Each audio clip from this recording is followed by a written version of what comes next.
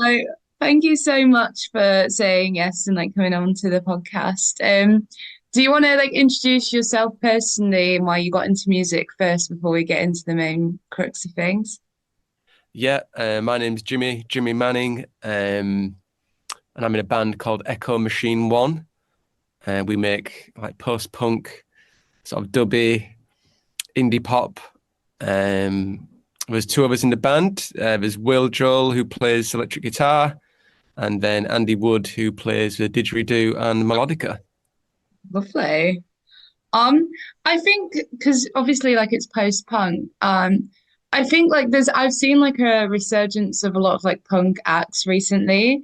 And I was just like, I think it's quite interesting, like considering like the political climate. And I was just wondering if that was in part the reason why you kind of went down that route specifically, or is it just kind of because you kind of grew up with that music and you like that sound? It's not a I bad think, answer. no, I think a bit of both because I love the Clash.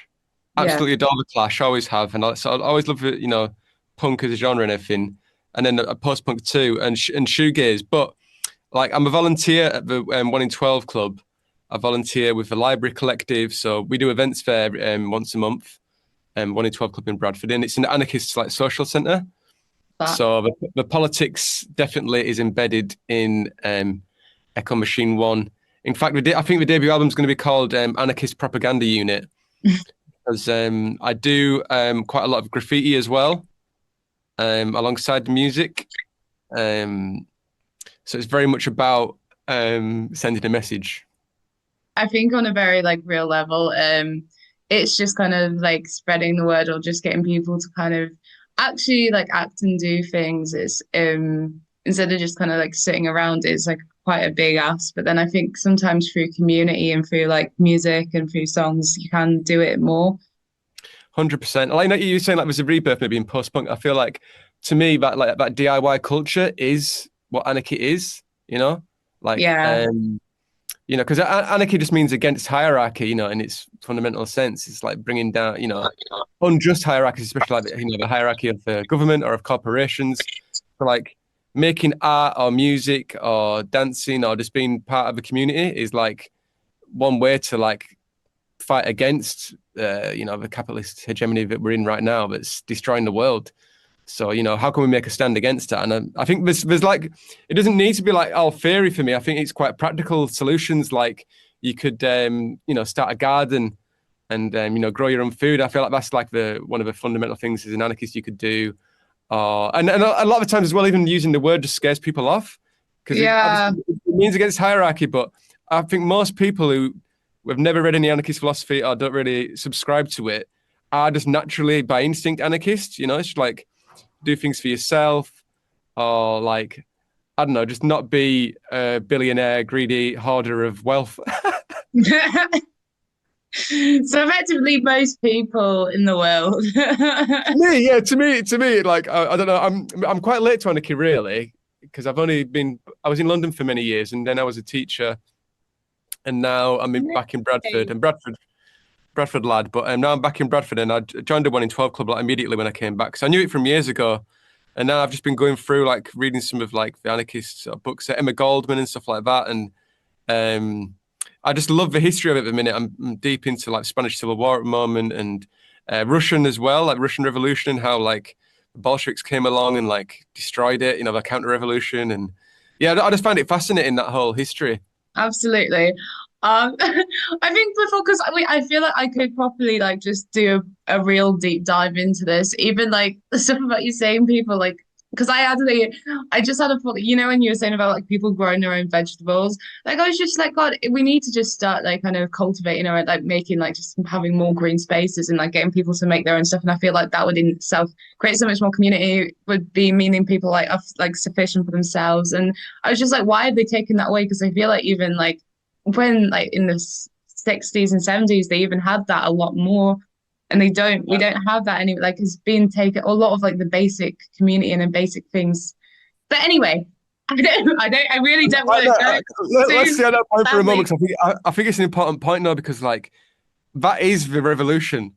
Like when you no longer have to like rely on like anyone else, but for your sustenance, like a landlord or like a corporate, like British Gas or someone's for your energy, and if you grow your own food and everything, then you take yourself out of capitalism completely, So and then like you say, just even now and like if you're fortunate to have like a garden yourself and like growing some vegetables and like giving it to your neighbors and stuff like that, it's such like a beautiful thing to do, and that is for me one of the most revolutionary things people can do. If you're thinking like, oh, what can I do? Because even like protest sometimes feels like, oh, why am I doing this? But it can be, to me the best thing is growing vegetables. I love that. Not that I do it myself, but I don't have a garden, but I'm sure, yeah. My Oh, dad does. My dad in his back garden, he's always growing stuff, and like it's spring now, isn't it? So it's like a beautiful thing. yeah, no, that's so cool. My granddad, like, because he was like he's a vegetarian actually, and he like literally grows like so many vegetables and like does everything himself, and like he knows like all the plants. And I think it's just like I can't remember what he said exactly, but it was just like you could literally like you could provide for yourself throughout this whole garden, like you don't need to buy anything. And I think it was like growing up with like that, it kind of just like make you because like it makes you look at things like a lot differently. 100%. Yeah, I love that from your granddad. My dad sometimes like gives me like just a bunch of courgettes, and then when you realise like you're paying like £2 for like two courgettes in the shops, Yeah. or they just come out of the ground for free. It's like what? I think as well, like if you've ever grown, so if we are like before, because we'll stay on topic. But actually, to be fair, like it's when you do grow stuff for yourself or you make it yourself, even if it's like meals or like you have a level of care to it. And as well, like, does that make Mm, any sense? Like you care a lot more about like the stuff you are actually making because it is for you. Like, because I think, definitely. yeah, The secret ingredient is love. exactly, exactly. And yeah, it's a really good point because like if you eat garlic from a supermarket compared to garlic like you've grown, it's like a different food. It It's is, no, it is. I mean, well, even the like same with say, most vegetables, even courgettes, which don't really taste as much. If you grow it, like it's got a taste of courgette.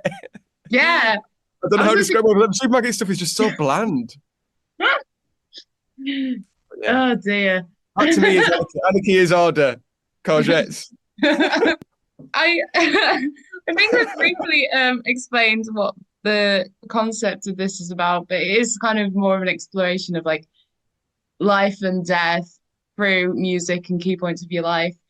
Yeah, I So love it. first, yeah, the first question is like, what song would you feel like reflects your childhood, and if like, are there any like memories attached to it, or like kind of what song do you feel like summarizes your whole childhood as a whole?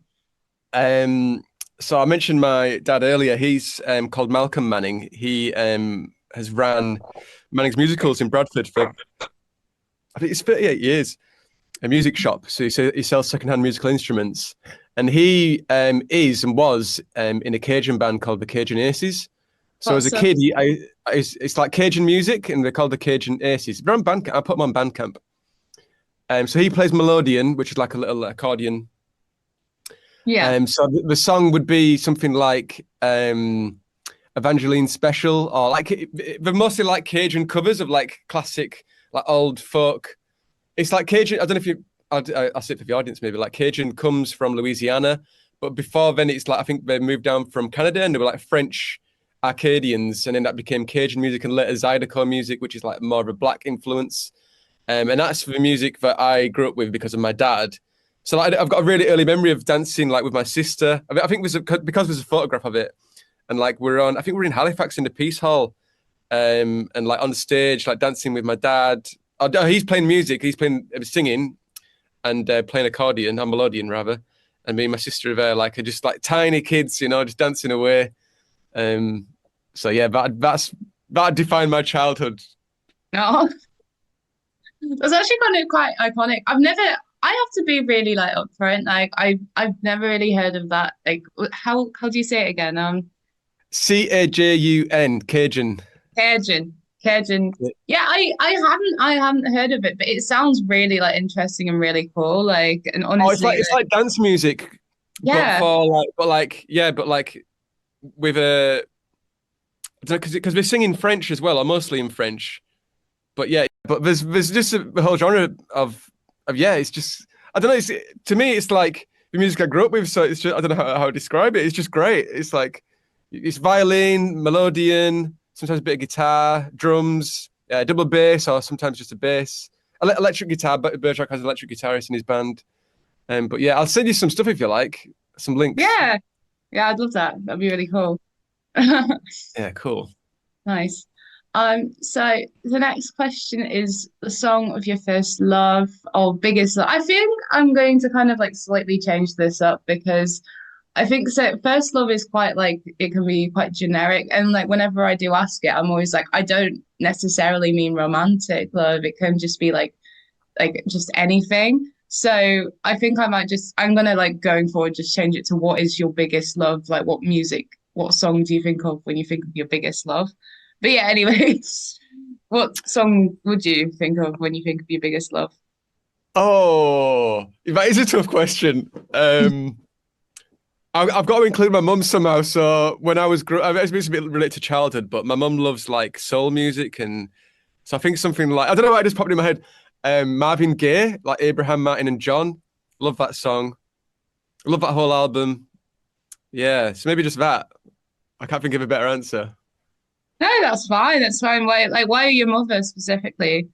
Um, Well, my mum's an artist. She's called Ruth Fettis. She's a lino printmaker, it's and cool. yeah. We so I've last year October when was it October 5th? I did a paste up festival in Bradford, and Mm. before it I was just like pasting up on my mum's lino cuts because I just wanted to like it's like a public gallery, isn't it? If you like paste it onto the streets, Yeah. so that's what I do with Echo Machine One as well. I just paste up like agitprop, anarchist propaganda around about the place, mostly Bradford City Centre.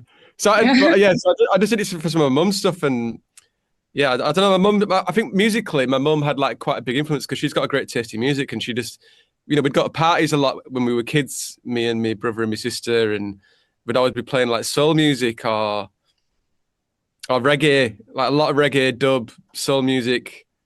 So that has to like, yeah, it's like part, it's like something's like part of your DNA. Just like Yeah, absolutely. Yeah. because I don't know if I mentioned it when I spoke about Echo Machine One and like the genres and stuff that influenced us, but like dub reggae is like a big influence, like on the band. Like we're trying to sort of at the minute we're sort of in an embryonic stage and we're trying to sort of get that like live because Andy plays melodica and I Yeah. feel like Augustus Pablo, he's like I said his name right. He's like a melodica dub artist. But like we love King Tubby. And me and Will, the guitarist, like love King Tubby. So we reference him like so we're just trying to figure out like how to sort of do the live sort of dub effects for some of our songs and because it's cool. No, that You asked is about what you asked me about what song I love, but I love all of that. yeah. I love dub reggae. Yeah, I love it. think it's really weird for me because like I get quite nostalgic. So like dub reggae, I listened to a lot of that like as a teenager. So it's kind of like that kind of I do like still listen to it now, but it's something that kind of brings me back to like a lot like a simpler time in my life where I was just like really, Yeah, just getting pissed and then just like listening to it and like not really caring about like jobs or bills or anything. And I'm just like, yeah. me too. Yeah, it's like it harks back to a better time of life. I don't know. Yeah. Yeah. But I love like because when it gets to production, I love that how it's produced and everything and the ethos behind it all and the way they worked and yeah, I think it's just so cool. And Yeah. I love. I mean, we're called Echo Machine One. I love Echo. I love Fucking sick. delay. Can't get enough. Or sometimes you can get too much, but we just put delay on everything. But I just love it. So Space Echo specifically, love a bit of Space Echo. Nice. Yeah, talking about loves. If I had to choose one effect, it'd be Space Echo. Okay. Fair enough. Yeah, I the reason why I'm kind of like pausing a bit is like I don't. It's hard to like kind of sometimes move on to like the next bit because like the next two questions can be quite like serious and quite like I don't know reflectful. But like I've experienced like a lot of loss in my life, and it's Mm. like this is why I kind of got into that headspace and I started asking it. But then, to be fair, obviously, when I started asking it or like talking about it, I was talking about it with like friends and family members, like not just random like musicians. Do you know what I mean? But Yeah. it's quite an interesting thing to think about of like how would you want to spend your last moments, and also what kind of songs would you want to be listening to in your last moments. And I don't know, like a lot of people say, like, so I don't, you probably, some people say they haven't thought of any, this hasn't ever come up. But then some people, quite a lot of people have been like, I've actually got a funeral or like a last songs playlist already. And I'm like, oh, great. I love that. But yeah, so, So the question is, what but what do I want to listen to? the question, What?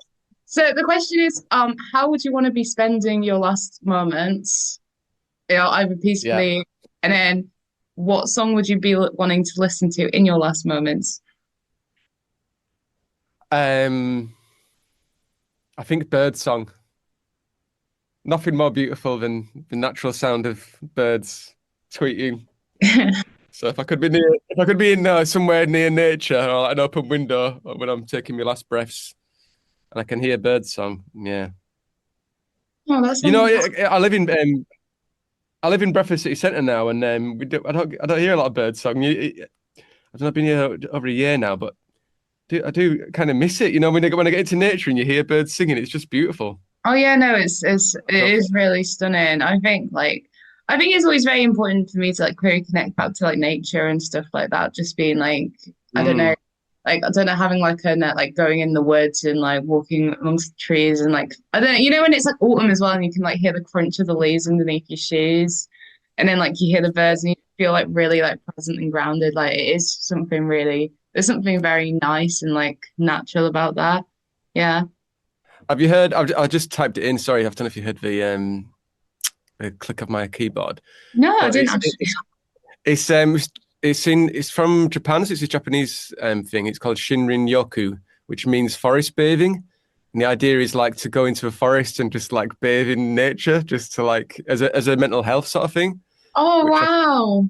yeah, I haven't actually heard of that. No, but that sounds like that kind of sounds like what I do anyway. Like sounds yeah, very exactly. Well, I think a yeah. lot of people do naturally. You like, you know, you say, you know what, I just need a walk or I need to be Yeah. in nature.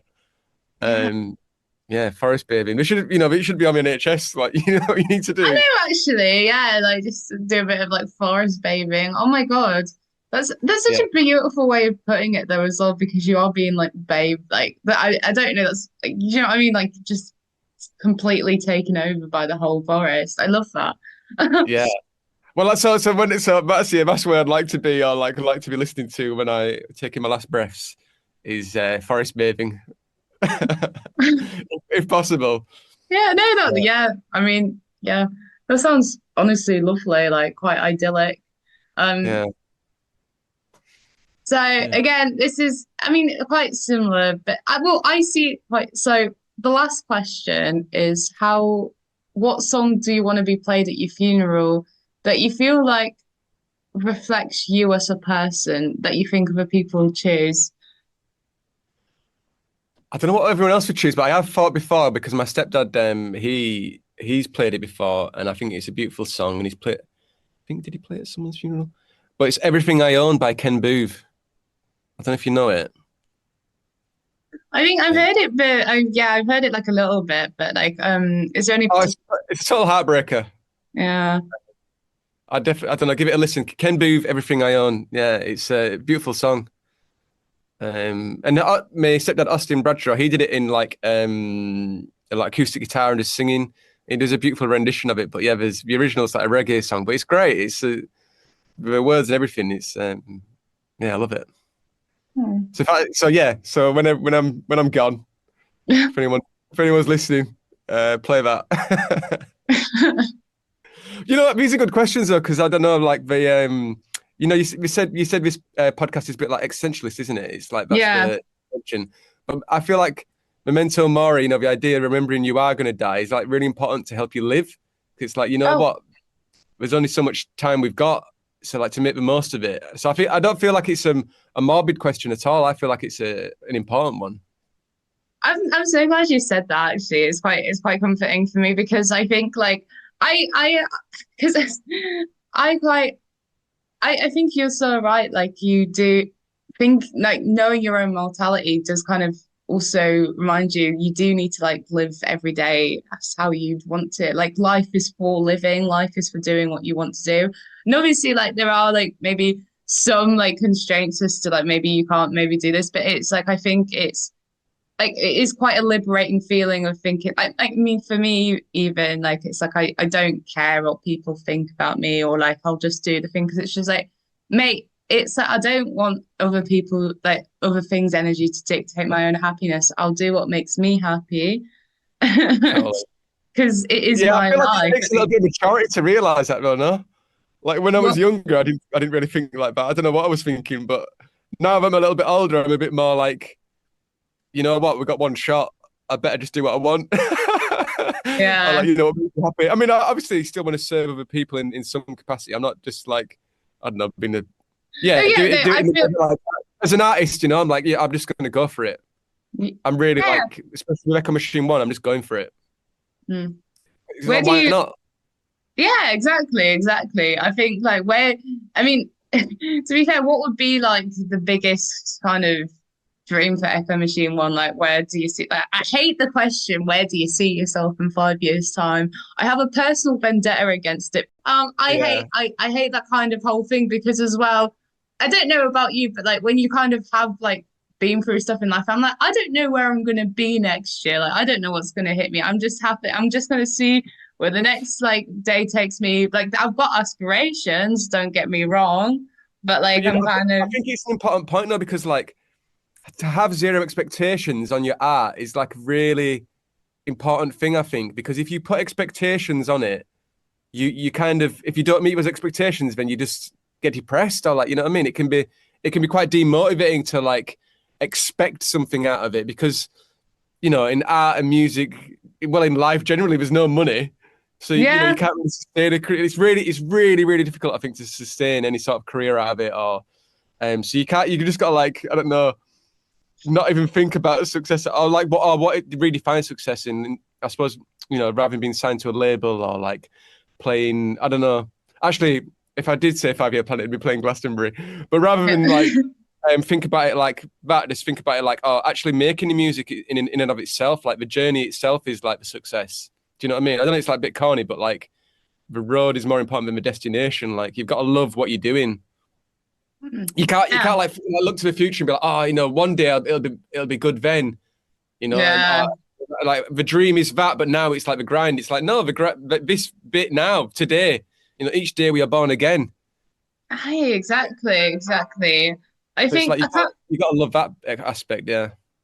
I can't remember like because I think someone I was saying this like about myself, but like I was saying, oh, I feel very much in limbo, but it's like you can't ever see life as a limbo state or like a kind of a stop, like a kind of an in between state of life. Like every moment of your life is just as important.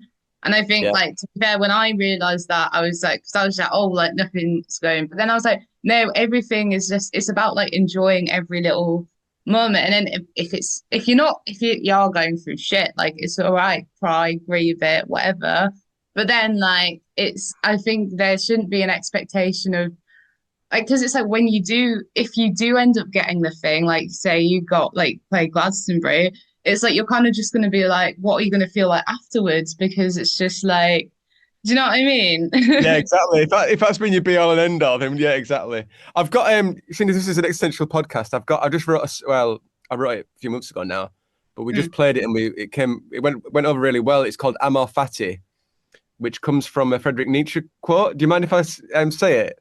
Yeah, go for it. I think it pertains to like what we're talking about. So he says, I writes, my formula for greatness in a human being is amor fati, that one wants nothing to be different, not forward, not backward, not in all eternity, not merely bear what is necessary, still less conceal it, but love it.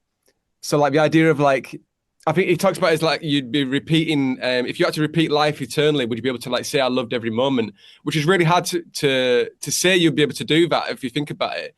But he talks about it as like a formula for greatness.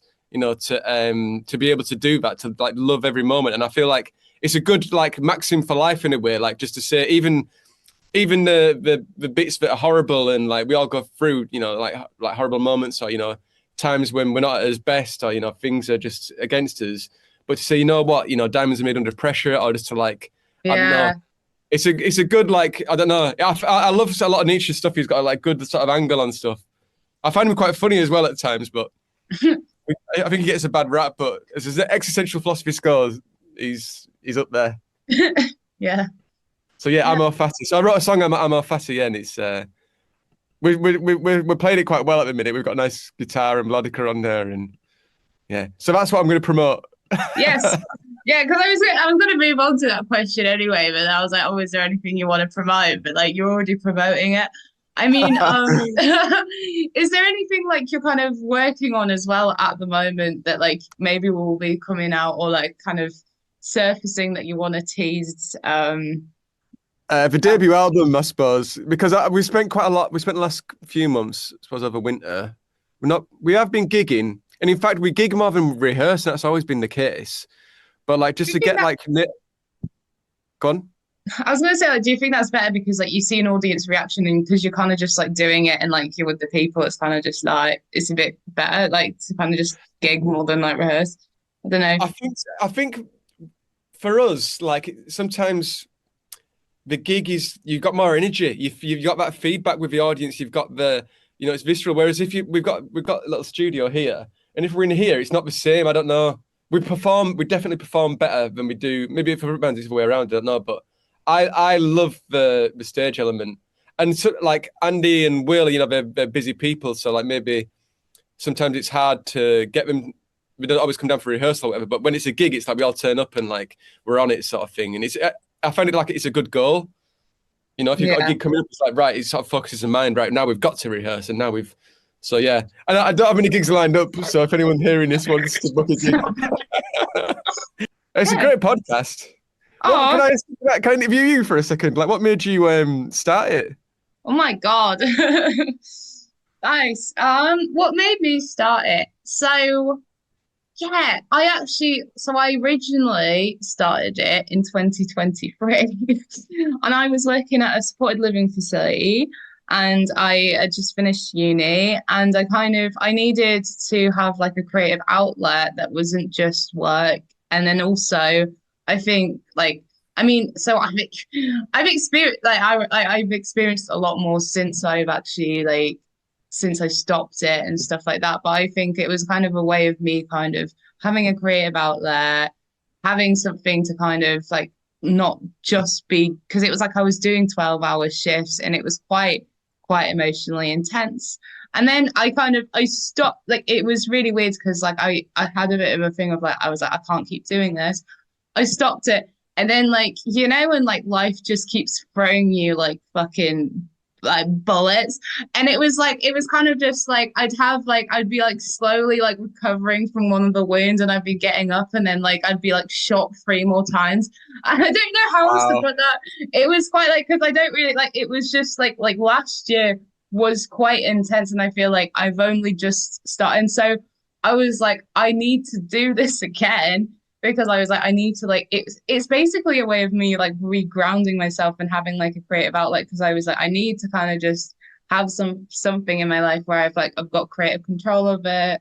It's something I couldn't agree more. I think it's so cool. Like it's so important to have that in your life, and for a lot of people, it's missing because of like you say, I don't know, work, and if you're Yeah, working 12-hour shifts, it's hard to like have the energy because the work just sucks the life out of you, doesn't it? Which yeah, is why we need the anarchist revolution. exactly. Rather than work for billionaires and landlords, and we